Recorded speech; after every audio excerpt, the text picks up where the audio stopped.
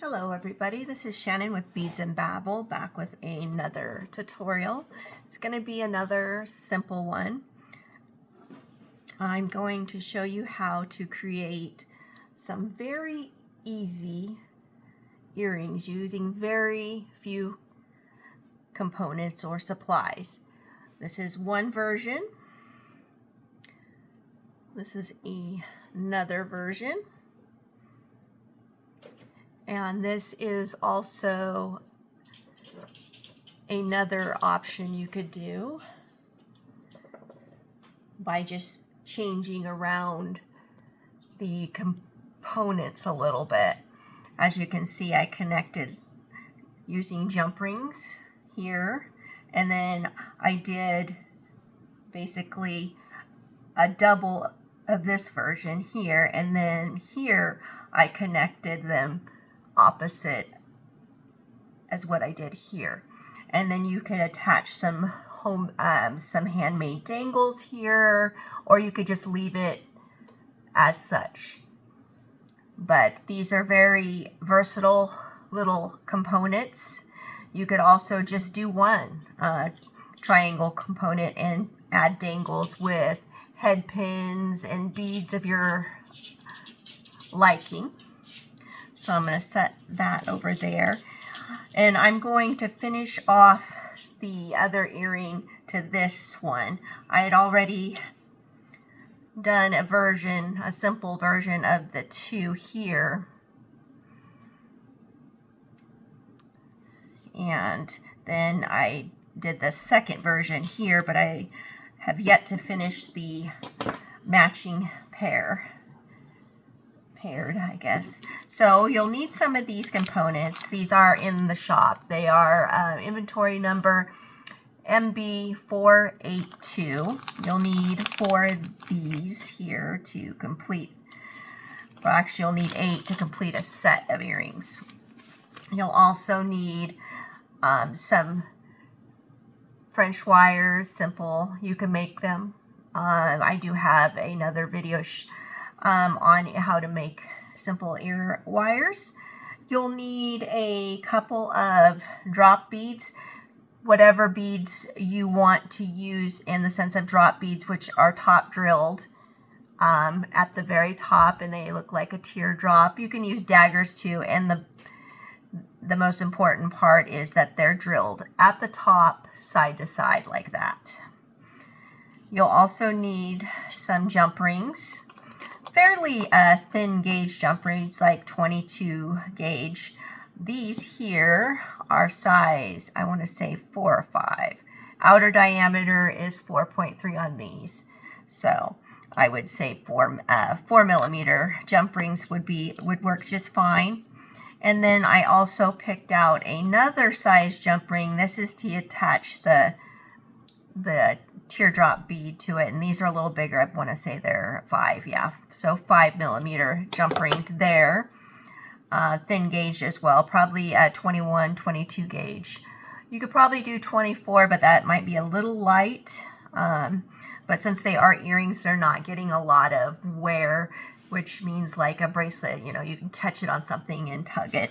So what we're going to do now, I attached only 3 jump rings. You can, excuse me, let me be out of the camera lens there.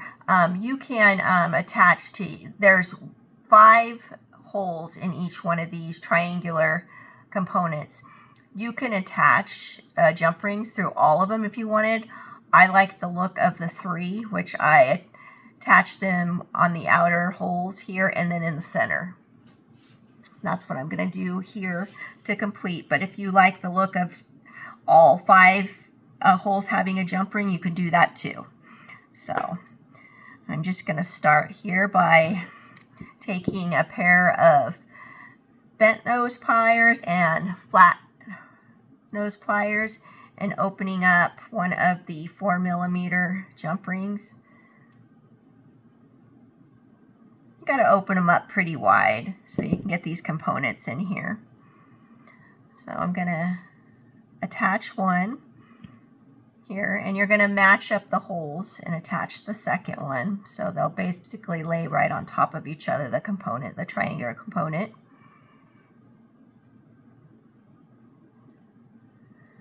I still feel so out of practice on my videos since I haven't done them in a while.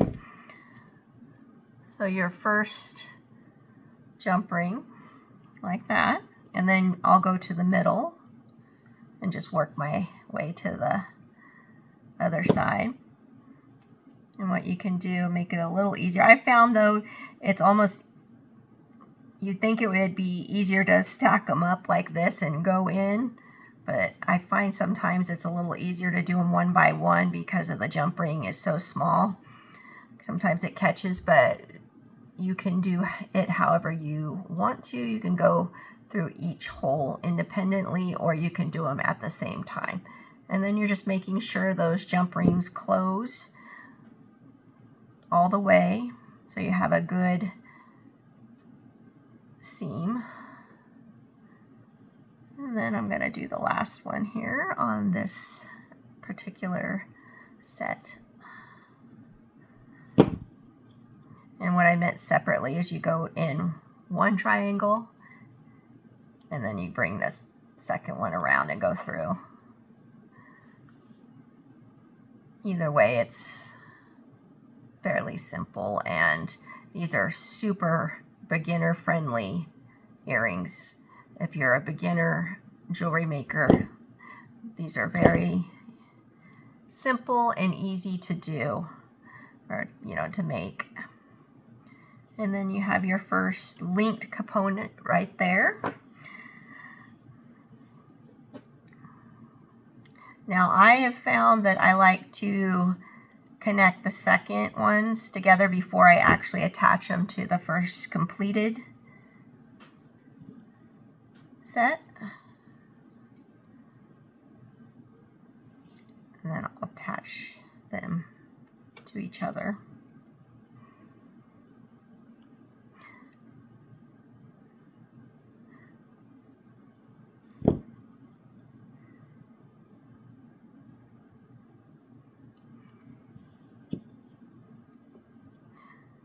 I just feel like this new phone is focusing is not as good as my other one, and it's the same brand, just a different model. I don't know. It might be the user, which I wouldn't be surprised. Let me back out just a little bit. Could too, might help it a little bit too.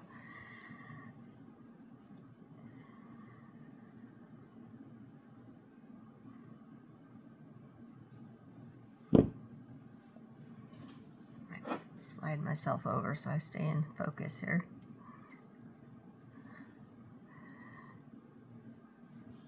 Oops.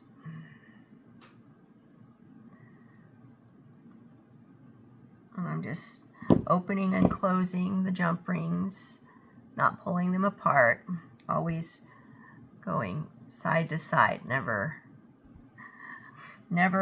apart, pulling them apart. So now I have these two sections that I've connected using the 4mm jump rings. Now I'm going to take, I think, was that a 5 that I used? No, I think I used a 4. Let me double check myself here. I did these a couple, yeah, it's 4. I did these a couple days ago, so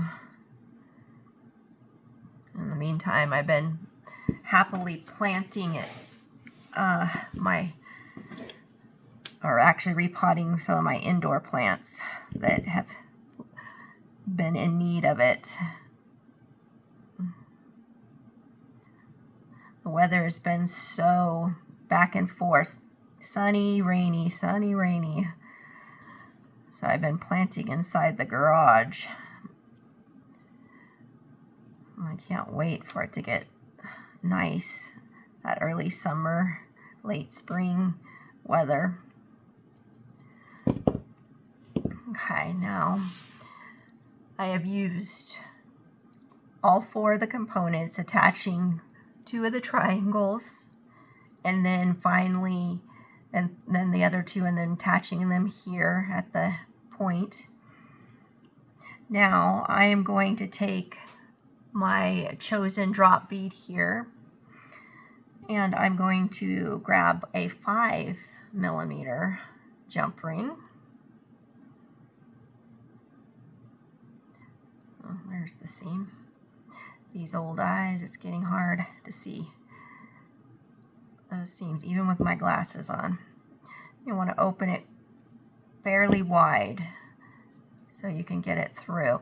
And the reason why you're doing a pretty thin gauge jump ring is so you can get it through the hole of the bead, which, depending on what bead you choose, can be fairly small. So you got to take that in consideration when you're selecting the gauge of your jump ring for this project. And I will measure it for you so you guys know here. These are 0.4. I do believe that is a 22 gauge. I don't have my cheat sheet with me. Where is it? So 22 or 0.4. I'm way off. Where is 0.4? Oh, that could be a 26 gauge. I wasn't thinking they were that thin. Well, I guess it's a 26 gauge. I didn't feel like it was that thin. Oh, this is now measuring 5, so I would still say 24 gauge. Just because, oh, and the 4, let me see what the 4 is. I guess I should go flat. Oh, maybe that's my problem. 6. Yes, 24 gauge. Double check here. Yep, 24 gauge. I was correct. Don't mind me. I'm just slightly confused today. But now that we have all 4 components connected with the 4mm, all 4 of the triangle components connected with 4mm jump rings at 3 points, another 4mm connecting the second set of connected triangular components, and then we have the drop bead here connected with a 5mm jump ring. Now we're going to attach our ear wire, and we're just going to open it up and attach it directly to the ear wire because the earring's going to face forward the correct way. So there's no need to add an extra jump ring. And then I'm just going to close that up. And there you have your lovely earring with nice, it's a great lightweight earring too. These aren't overly heavy. They have good movement to them, which I like, especially for summertime. A lot of people are wearing, their hair up in the summertime, so nice long earrings are definitely in style and able to wear comfortably. But I really liked the way these moved and how easy they were to put together. So they make great gifts as well.